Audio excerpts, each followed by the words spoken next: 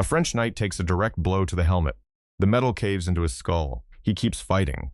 Across the same field, men are absorbing wounds that should drop a person instantly. They are not stopping.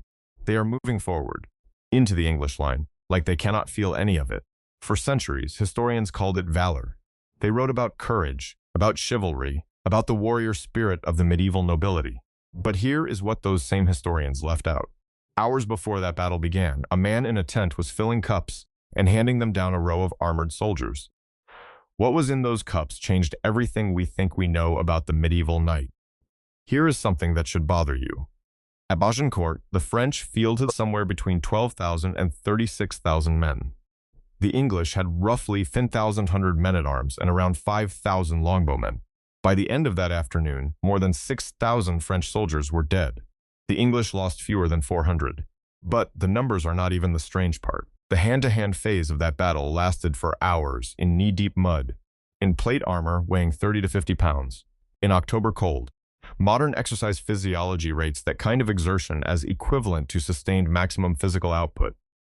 Many of the French knights had already been hit by arrows before the close-range fighting even started. They did not stop. They kept walking forward. What was keeping those bodies moving when every physical law said they should have collapsed? To understand what was happening on that field, you have to go back to the tent. The medieval knight did not go to war alone. Every lord maintained a retinue, and inside that retinue was a permanent salaried position. The barber surgeon.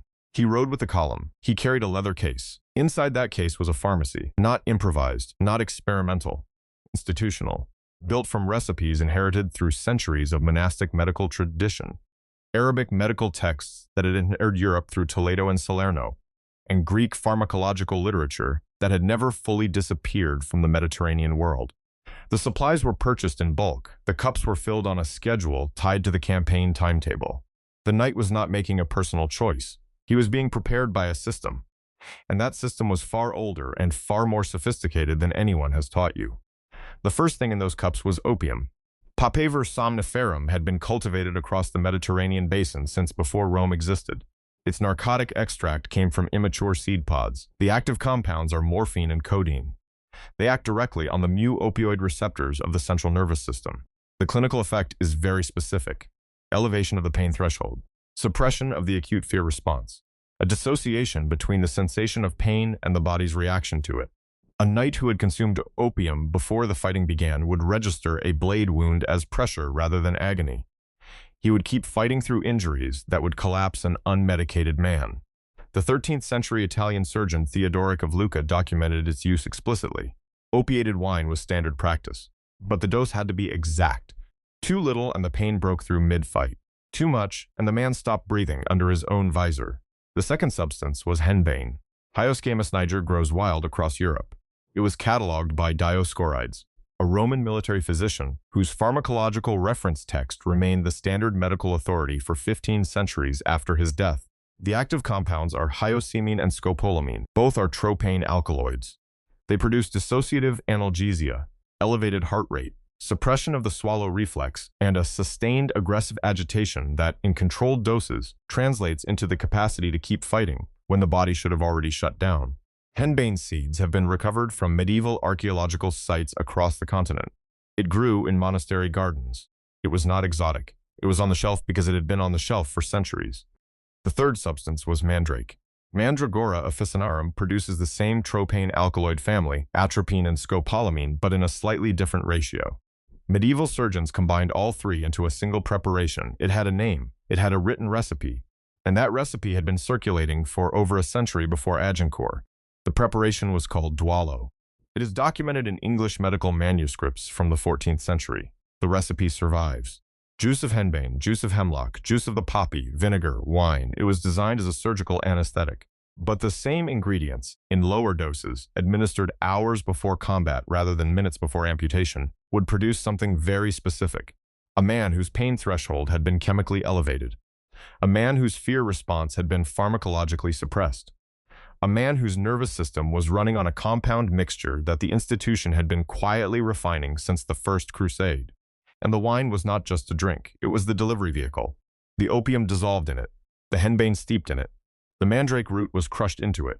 What the knight drank before battle was not courage, it was applied chemistry. administered by a trained specialist, on the orders of the man who owned his service. Now compress all of that into a single body, a man-at-arms at Agincourt. His nervous system is carrying morphine and codeine from the poppy. His peripheral pain receptors are suppressed by tropane alkaloids from henbane and mandrake. His baseline anxiety has been chemically lowered by ethanol. He is wearing 40 pounds of plate armor in October mud. He has been walking since dawn. A longbow arrow has already punched through his mail at the shoulder. He does not stop. This is not a story about bravery. This is a story about what an institution can do to a human nervous system when it has had centuries to practice. The chroniclers who watched this happen described it with awe. They called it the fury of the nobility. They called it the madness of the charge. They had no other language for what they were seeing. Jean Wavrin was present at Agincourt. He recorded the English men-at-arms cutting down French knights who kept pressing forward despite visible wounds to the head and torso. The Burgundian chronicler Wavrin Monstrelet described the melee phase as a slaughter conducted against men who would not fall. Those chroniclers described the effect accurately. What they misidentified was the cause. They saw men absorbing catastrophic injuries and remaining upright. They attributed it to noble blood, to the hereditary ferocity of the warrior class, to something encoded in the aristocratic body that separated it from common men. And here is where the story takes a turn that nobody in that tent and nobody in those chronicles could have anticipated. Because 600 years later, scientists went back to those same burial grounds. And what they found dismantled the entire foundation of that belief. The ancient DNA research on medieval European burials conducted through the 2010s and 2020s has produced a finding that changes the entire picture. A landmark study published in Nature in 2022, drawing on hundreds of sequenced medieval genomes from France, England, and the Low Countries, reached a clear conclusion. The genetic distinction between the medieval aristocracy and the medieval peasantry was negligible. The knight and the man who plowed his field were drawn from the same population. They were not a separate bloodline. There was no biological distinction.